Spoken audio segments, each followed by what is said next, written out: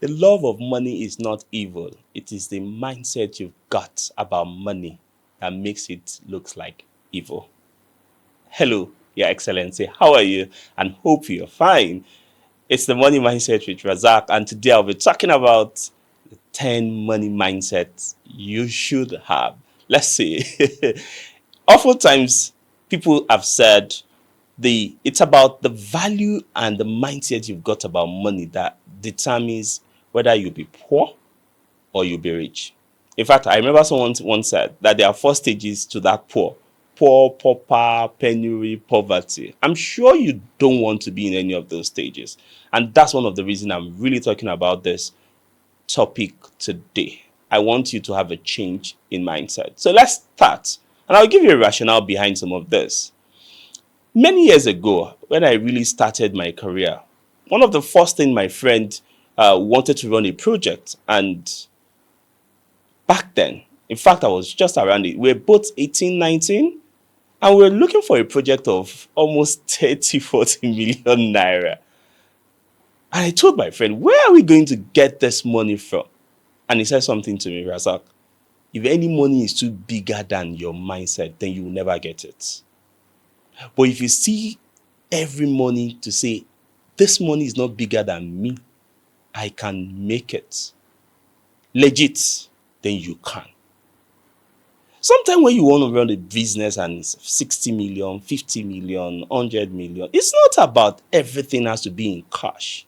When you hear Dangote worth this, Bill Gates worth this, don't think everything is in USD, Naira.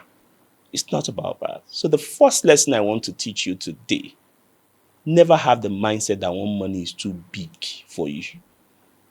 That doesn't mean you should go and do something illegit or do something that is not clean. But the first mindset you should have is that regardless of the amount of that money, that house you want to build, that car you want to own, that phone you want to buy, nothing is too big as long as you have the capacity to do it and as long as you have the capacity to manage it. I hope you hear that. The capacity to make it, the capacity to build it, the capacity to manage it, they are fundamentals to the money mindset you must have. Number two, who are in your cycle? You see, the kind of people that forms your cycle is really, really important when it comes to the money conversation. If you have people in your circle who believes that money is only made through evil, legit, fraudster, gangsterism, stealing, then you would think in that direction.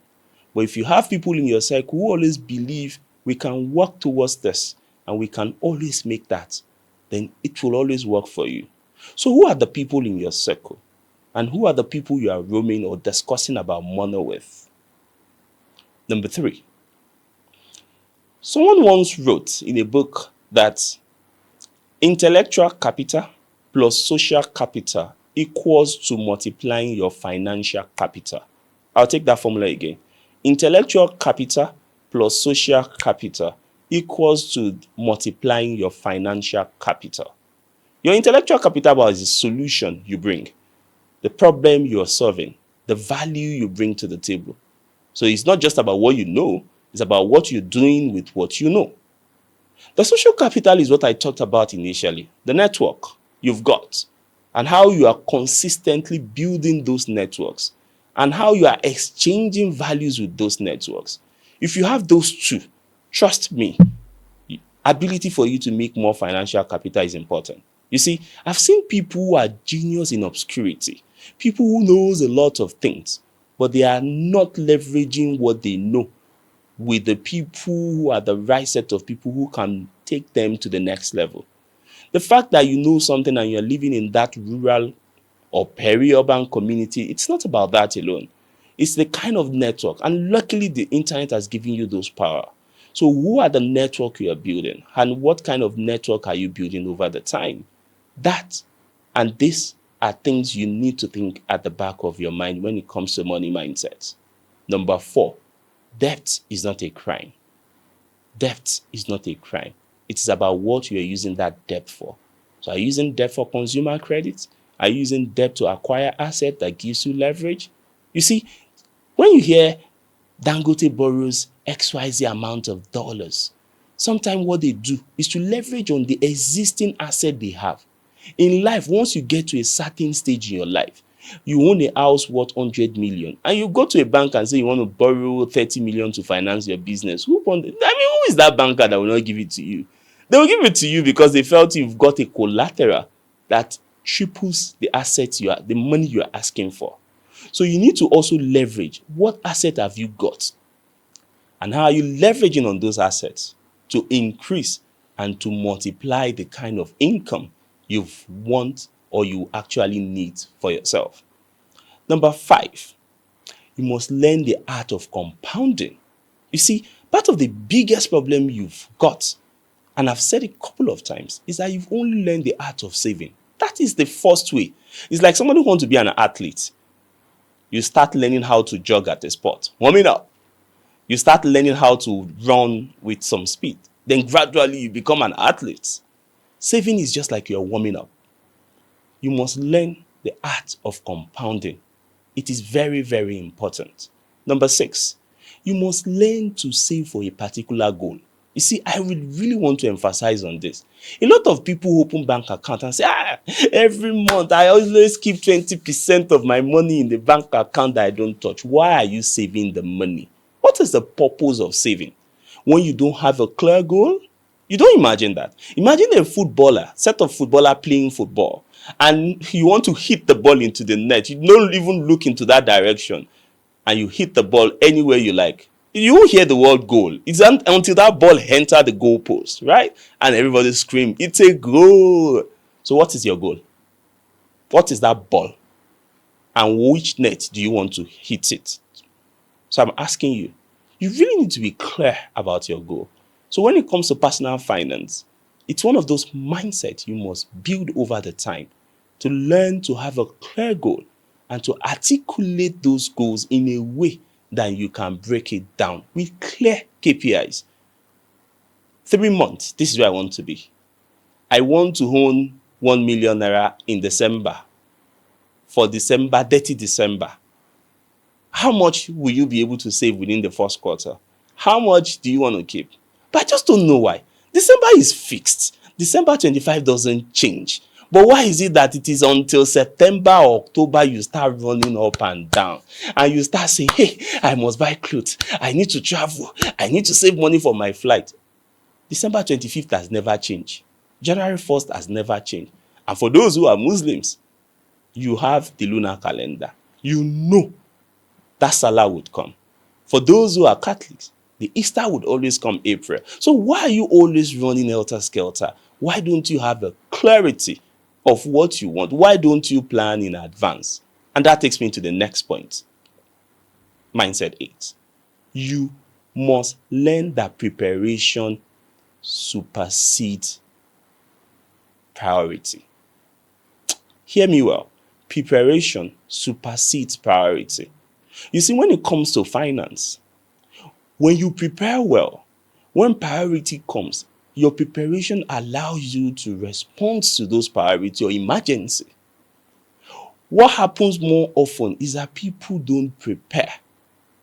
You just do things per time. Life will happen.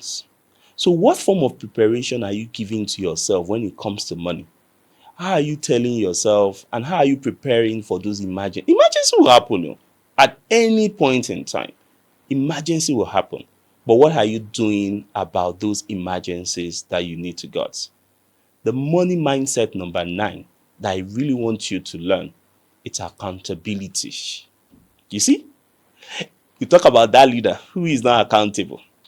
You talk about your boss in the office who is always spending money anyhow to buy a share and he will now come and start shouting on you.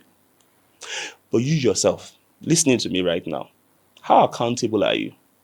The money you've got, can you really be honest with yourself that you are accountable with your time? You are accountable with your money? You are accountable with the resources that is within your own control. How accountable are you? Accountability is very fundamental when it comes to the principle of personal finance. And it's all about how How resourceful are you with your time? I always tell people, if you're not accountable, you can be my friend, because it's a core value that I cherish every time. But remember, accountability is not about money alone. It could be your time. It could be the position you've got. How accountable are you with this? The last, you want to know? It's the money mindset with Razak. And that last mindset, I really want to tell you, when it comes to money, be ready for vulnerability.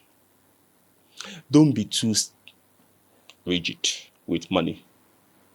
Things will happen. Don't say because you want to build wealth and you are not too flexible to adapt. You see, adaptability is very important. Things will change. What really matters is the resilience you've got when it comes to adaptability. So don't, because you want to do this, and take away what I will call necessity, needs. I will not say because you want to build a house, and then because of that you reduce your 3 square meals to 001. If you get ulcer or you get sick, you will die. So you need to learn how to bear with yourself, that you must be adaptable per situation. Your car is faulty, and because you want to build a house, you decide not to repair that car. And you know that car is essential to the way you go to work, which helps you reduce your cost. Please take it easy with yourself. Do you hear me? Take it easy with yourself. But don't be lavish. Don't spend lavish, but take it easy with yourself. Adapt part time and learn to be resilient. I hope these 10 lessons make sense to you. Which of them it's your aha? Drop it in the comments. I would like to know which of these top lessons really make sense to you or really matters to you as you listen to them. I hope you can hit the subscribe button, like, and share with your friends. I would like to hear your feedback on this episode. How are you? And I hope you enjoy this. Cheers. Hello, Your Excellence.